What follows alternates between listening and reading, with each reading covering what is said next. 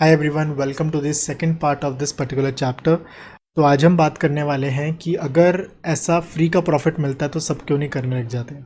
The thing is कि ऐसा अगर सब करने लग जाएंगे तो ऐसा फ्री का प्रॉफिट खत्म हो जाएगा। कैसे? लोग बार बार शेयर बाय कर रहे हैं और फ्यूचर सेल कर रहे हैं। शेयर बाय करने से शेयर का प्राइस बढ़ जाएगा, फ्यूचर सेल की वजह से फ्यूचर का प्राइस गिर जाएगा, सच दैट कि आपस में आर्बिट्राज नहीं रहेगा। Therefore always to prevent this kind of free का प्रॉफिट देयर एग्जिस्ट आर्बिट्राजर्स जो कि ऐसे मौके का फायदा उठाते हैं, सच दैट कि प्राइसिंग हमेशा एक्यूरेट ही होती है डेरिवेटिव्स में, राइट।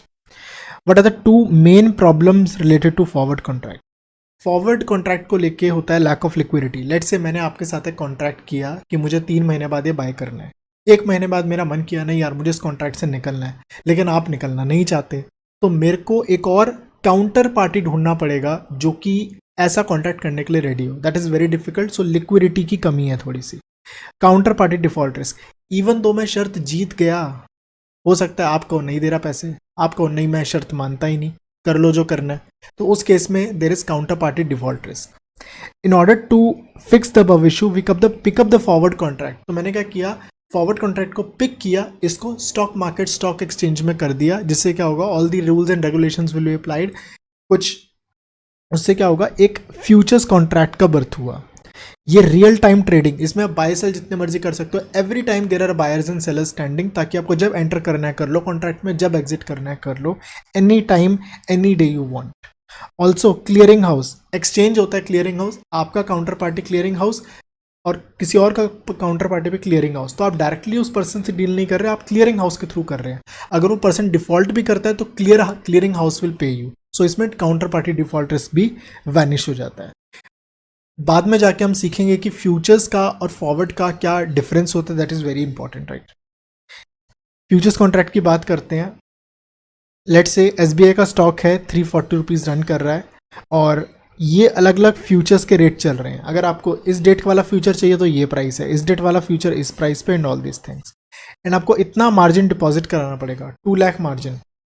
जब भी आप फॉरवर्ड एंटर करते तो कुछ पैसे नहीं लगते, लेकिन जब आप फ्यूचर्स एंटर कर रहे हैं तो उस केस में क्या होगा, कुछ मार्जिन क्लियरिंग हाउस भी तो मांगेगा। अगर आप डिफॉल्ट कर गए तो क्लियरिंग हाउस कहाँ से पैसे लाएगा, तो आपसे कुछ मनी डिपॉजिट करके रखता है। That margin can be utilised from your pledged shares also. Let's say lot size 3000 का है। देखिए, एक रूल होता है फ्यूचर्स में या फॉरवर्ड्स में या कोई भी डेरिवेटिव कॉन्ट्रैक्ट में कि आप 1 शेयर पे नहीं कर सकते। आपको अगर 1 शेयर बाय करना है you can do, 2 share you can do, 3 share you can do. But यहाँ पे क्या होता है डेरिवेटिव्स में, फॉरवर्ड में, फ्यूचर में, स्वैप में, स्वैप्शंस में, ऑल दीज थिंग्स में, कि आपको लॉट साइज में बाय करना होता है। मतलब आप 1 लॉट, 2 लॉट, 3 लॉट कर सकते हो। एंड एसबीआई का 1 लॉट मतलब लेट्स से 3000 शेयर्स। तो अब हम यहाँ पे क्वेश्चन के अंदर एंटर करते हैं। क्वेश्चन ये कह रहा है, एक ट्रेडर है, वो 15 कॉन्ट्रैक्ट्स में एंटर कर रहा है। कौन से वाले कॉन्ट्रैक्ट में? दिसंबर फ्यूचर्स में। दिसंबर फ्यूचर्स कितने के चल रहे हैं? 349 का। तो उसने दिसंबर के फ्यूचर्स को 349 में शॉर्ट किया। शॉर्ट का मतलब क्या है? He is expecting the price to go down. लेकिन प्राइस क्या हुआ? 10th ऑफ दिसंबर को प्राइस वेंट अप। तो उस केस में इसे लॉस हुआ। कितने का लॉस हुआ? 362 minus 349 into lot size, that is 3000। And क्योंकि इसने 15 कॉन्ट्रैक्ट्स एंटर किए तो that's why into 15। This is the amount of loss which he had incurred. तो एफ माइनस के केस में अगर ऊपर जाएगा तो फायदा, नीचे जाएगा तो नुकसान। तो it is an equal sided sword कि अगर आएगा तो बढ़िया, जाएगा तो भी इस तरीके से ही जाएगा। A trader entered into A calendar spread. Calendar spread में क्या है? एक 10 नवंबर के फ्यूचर्स बाय किए और 10 दिसंबर के फ्यूचर्स सेल किए। इससे क्या हुआ, मैं चाहता हूं कि नवंबर में स्टॉक बढ़ जाए, और क्योंकि दिसंबर का जो फ्यूचर होता है वो थोड़ा सा महंगा चलता है, जब तक नवंबर पास आने लगेगा दिसंबर का फ्यूचर थोड़ा सा नीचे आ जाएगा। तो this is the mentality that I am able to understand from here, कि 10 कॉन्ट्रैक्ट्स नवंबर के बाय किए तो नवंबर वाला बढ़ने पे फायदा और दिसंबर वाला गिरने पे फायदा, right. Now November price are 360 and 363। अब आप पास्ट से अगर आप कंपेयर करेंगे, 344 था पहले प्राइस और अब कितना हो गया? 366। इसका मतलब कि फायदा हो गया क्योंकि लॉन्ग किया था। और यहाँ पे क्या किया था? दिसंबर वाले में 349 पे शॉर्ट किया था और यहाँ पे कितना हो गया? 63 हो गया, तो ये क्या हुआ, लॉस हो गया क्योंकि हमने शॉर्ट किया था। तो नेट नेट में 54,000 का हमें गेन हुआ। अ ट्रेडर परचेज्ड 5 कॉन्ट्रैक्ट्स, अगर 5 कॉन्ट्रैक्ट्स करेंगे तो कितना मार्जिन लगेगा, 1 लॉट करने के लिए 2 लाख लगते हैं, 5 लॉट करने के लिए 10 लाख लगेंगे। Explain the process of determination of initial margin, ये 2 लाख क्यों लगेंगे, 2 की जगह 3 क्यों नहीं, 3 की जगह 1 क्यों नहीं, तो वो एक्सचेंज के कुछ रूल्स होते हैं जिसके बेसिस पे कितना एक एसेट वॉलेटाइल है, more volatile the share or the underlying, more will be the margin, more is the chance of loss, तो ज्यादा आपसे मार्जिन डिपॉजिट कराते हैं, ठीक है। What is the maintenance margin and variation margin, minimum margin का मतलब होता है कम से कम आपके पास इतने पैसे होने चाहिए। वेरिएशन मार्जिन का मतलब होता है कि अगर आपका मिनिमम से नीचे ब्रीच कर जाता है, लेट से ब्रोकर ने आपको बोला है 75% मिनिमम आपको पैसे रखने ही पड़ेंगे, और अगर 75 से नीचे, अगर 75 से नीचे ब्रीच होता है तो उस केस में लेट से आपका 50% रह गया है, तो उस केस में आपको एडिशनल पैसे लाने पड़ेंगे इनिशियल तक 100% तक वापस ले जाने के लिए। तो कितना एडिशनल लाना पड़ रहा है, that is known as variation margin. Maintenance margin का मतलब है कि कम से कम इतना मेंटेन करना है। वेरिएशन मार्जिन का मतलब है जब मेंटेनेंस मार्जिन ब्रेक कर जाए फिर उसमें कितना और पैसा लाएं कि वापस हम 100% पे ले आए, मेंटेनेंस पे नहीं 100% तक ले आए, तो उसे कहते हैं वेरिएशन मार्जिन। जब भी हम बात करेंगे डेरिवेटिव्स में वापस 100% तक लेके आना होता है, और जब भी हम बात करेंगे इक्विटी शेयर्स में भी मार्जिन होता है, वेरिएशन मार्जिन होता है।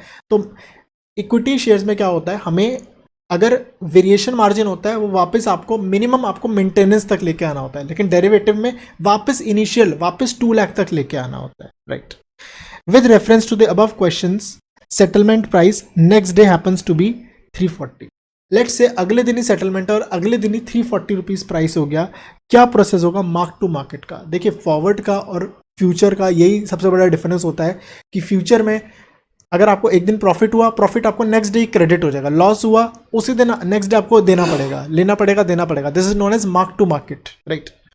तो एक पर्सन ने 344.2 पे बाय किया, अब 340 हो गया, कितने का लॉस हुआ, 4.2 का लॉस हुआ, 3000 लॉट साइज था और 5 लॉट्स थे, तो 63,000। उस पर्सन को 63,000 इमीडिएटली सामने वाली पार्टी को देने पड़ेंगे जिसने लॉन्ग किया हुआ है, राइट। तो आपका मार्जिन बैलेंस कितना हो गया, आपके पास मार्जिन बैलेंस कितना था, 2 lakh into 5 that is 10 lakh. 10 lakh में से 63,000 गए तो 9,37,000 बच गए। कोई बात नहीं, 7,50,000 तक आप सेफ हो। तो 7,50,000 से ऊपर है तो कोई भी मार्जिन कॉल नहीं है, अभी भी आप मेंटेनेंस मार्जिन के अबव हो। अगले दिन क्या हुआ, सेटलमेंट प्राइस 360 हो गया।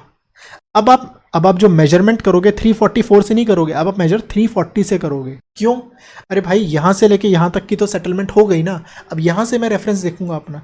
अब 340 से 360 आपके लिए और लॉस हो गया, कितने का लॉस हो गया, 20 रुपीज का loss, 3,000 into 5 that is 3 lakh का लॉस।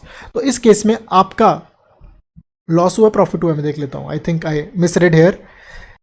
340 का आपने शुरू में व्हाट वी हैव डन 344 था, yes you have went long, आप लॉन्ग हुए हो और लॉन्ग के टाइम पे शेयर गिर गया तो लॉस हुआ। अब यहाँ पे क्या हुआ, आपका प्राइस बढ़ गया, आप खुश हो गए, कितने का खुशी होगी, 20 rupees for 3,000 lot into 5, so 3 lakh rupees आपके मार्जिन में ऐड हो जाएगा। सामने वाले पर्सन को लॉस हुआ, सामने वाला पर्सन 3 लाख रुपीज डिपॉजिट कराएगा, तो आपका बैलेंस कितना हो गया, 12,37,000।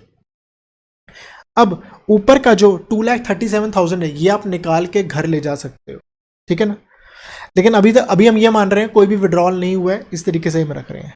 अगले दिन क्या हुआ, प्राइस 320, प्राइस बहुत ज्यादा गिर गया। कहां से कंपेयर करेंगे, लास्ट सेटल्ड प्राइस से 360, 40 रुपीज का लॉस, 3,000 इंटू 5, 6 लाख का लॉस हो गया। अब क्या हुआ, 12 लाख में से 6 लाख गए, 6,37,000।